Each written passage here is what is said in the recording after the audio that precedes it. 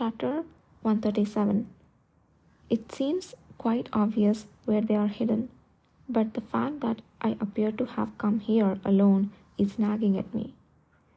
Nahan's illusionary abilities were impressive, but they were not enough to evacuate a crowd of people. Surely the probability of having at least one ally nearby was high. On the other hand, it would take quite a while for Yudhir's companions, Ever and Gakane, who had completed their individual missions and discovered Yudhir's absence at the rendezvous point, to reach this location. I did leave a signal inside the underground tunnel, but still, it will take some time. In fact, he didn't think being alone was necessarily a disadvantage. Against someone with abilities like Nahan's, having a large group could even be a hindrance. The only concern was the warning that Kishir had drilled into his ears, not to get hurt. Remember, what's most important isn't the mission, but your safety and lives. After a moment of silence, Yudhir shook his head, dispelling the voice of Kishir that echoed in his mind. What about this situation? The priorities do not change regardless of the situation. The primary task was to find and protect the Awakeners, and the next was to suppress Nahan and save Beltrail's life. As Yudhir clenched his sword and steeled his resolve, Nahan, sensing something amiss, extended a hand to stop him. Don't move. You have a dangerous power, brother. If you come any closer, I will have no choice but to use mine. Go ahead. With no hesitation, Yudhir continued walking into the forest. Nahan, with a frown, curled his lips up in a smirk. I can't tell if you're brave or if you have another trick up your sleeve. If that's what you want, then. The moment Nahan put his power into the hand he stretched towards Yudhir, Yudhir saw Beltrail, who had been writhing behind Nahan, suddenly go limp. It was proof that Nahan had withdrawn the power he'd been using in the area around him, the very opportunity Yudhir had been waiting for. Now, Yudhir immediately crouched low and sprinted full speed towards Nahan. The wind power beneath his feet flared exceptionally, increasing his speed. Seeing the surprised Nahan dodge to the side, Yudhir changed into the created space and grabbed the back of the fallen elder Beltrail with both hands, throwing him into the entrance of the underground tunnel behind him. Thud. Seeing Beltrail's body roll down into the dark tunnel, Yudhir didn't stop. He immediately changed direction again and ran towards the forest. Although the illusion power is strong, it ultimately only works within the set range. There's bound to be a gap when the range is changed. Besides, no matter how strong the illusion, it can't affect everyone in the same way. That's your weakness. Yudhir and Nahan had already measured each other's power in the east. At that time, Yudhir hadn't quite caught on to when Nahan was changing the range of his power and had suffered a great deal, but this time was different. From that experience, Yudhir had learned that Nahan barely moved when using his abilities. When focused, he could distinctively feel the faint energy, like a mirage, stretching out from Nahan's fingertips. Nahan too, having seen how relentlessly Yudhir could break through his illusions, felt his guard rising considerably more than before. To face someone capable of shattering illusions so quickly, one needed to use equally powerful strength. However, having already exerted considerable power in dealing with Beltrail's group, he didn't think he had enough strength left to restrain Yudhir as he had done before. And once I find the Awakeners and his comrades in the forest, the odds will be in my favor.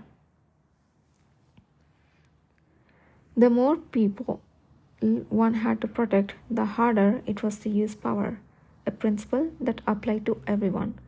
The 20 awakeners thought to be in the forest were beings that Ydir had to protect at all costs.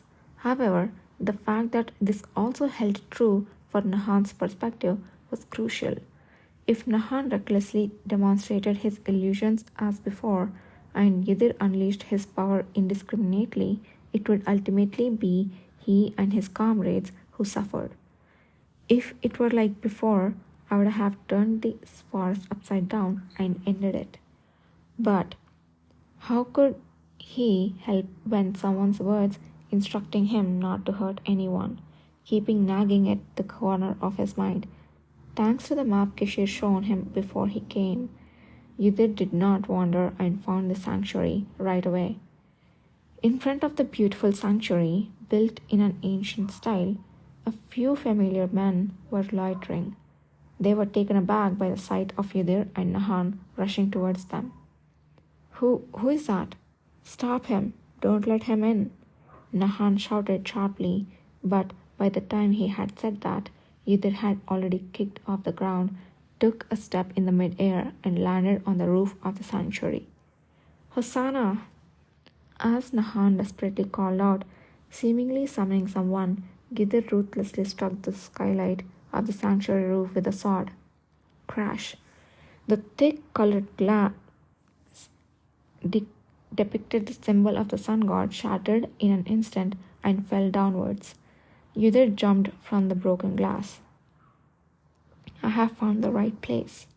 The sight that greeted him as soon as he landed confirmed that he had found the right destination. The space cleared of all interior furniture was filled with shabby cots. People lying powerless or crouching on top of them opened their eyes at the loud noise.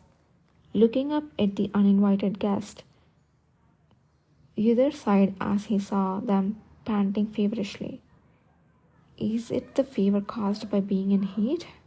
A rough count told him that there were just over 10 people there. Who are you exactly? One of the more intact-looking awakeners coughed and asked while I was observing them. It doesn't seem like you are the ones who saved us. How did you? I am Ydir El, a member of the cavalry following the Emperor. I'm here to protect you and get you out of here. Upon hearing his swift response, they widened their eyes at the sight of the uniform he wore. The cavalry? The Emperor? Then who are the people who saved us? They are... Just as he opened his mouth to answer, there was a loud bang from the outside. Ydir tightened his grip on his sword and moved forward. I apologize, but do you know where the other people who were with you are now? If you are talking about the Omegas, they took them elsewhere to separate them from those in heat. At those words, Ydir paused for a moment. The ones here were alphas. He was really lucky he hadn't manifested his second gender yet. Even with several alphas in heat nearby, he hadn't even known they were alphas. Those who brought you here are a group of awakeners known as Star of Nagran. There isn't enough time to explain everything now, but you must never follow them. Star of Nagran? I'll go to fetch the Omegas. In the meantime, if someone comes in, scream to alert me. After uttering those words, Ydir carefully approached the door, holding his breath. Can't hear a thing. After counting to 3 in his mind, he swung open the door, revealing an empty hallway. Across from large prayer room where Ydir had been, there was a smaller one. Those who had been there were already gone. Ydir ran towards it, recognizing another door behind the open one, and moved quickly. Nahan. Damn it, they are here. Release them quickly. Exiting through the back door, Ydir saw several men moving a group of people. They were the same ones he had seen outside the chapel. Spotting Ydir, they blocked the way, brandishing their swords with grim expressions. We wouldn't face a brother, but we have no choice. We need to buy time. Stand aside. Yudhir attempted to brush past them and pursue the disappeared ones, but the energy swirling around the man's brandished swords followed swiftly and flexibly, preventing him from doing so. They seemed to have been harmonized for a long time, skillfully pushing Yudhir from both sides. Although they appeared tense and their swordsmanship wasn't particularly impressive, the blue energy bound to their swords was undeniably threatening. Yudhir instantly drew his sword to confront them. A common sword wouldn't have lasted a few seconds against the blue energy wielded by his opponents and would have shattered instantly. However, the sword given by Kishir was anything but ordinary. As it effortlessly withstood the energy akin to a sword aura, the two awakeners couldn't help but reveal their disconcerted expressions. He uses fire and wind, and now he is also good with sword. I told you he is not a common brother. No matter what, did you really think I, who have lived and rolled around for over a decade in this business, would be pushed back by novices like you? Yudhir regretted that he couldn't respond, seized an opportunity, and forcefully knocked away one man's sword. Then he exerted force towards the iron that made up the open other man's sword, making it whirl in different direction, instantly losing all its functions as a weapon. By God, is he human? Run! Before they could finish their sentences, Yudhir remorselessly lifted his leg and struck their heads. That alone was sufficient to knock out the two disarmed men.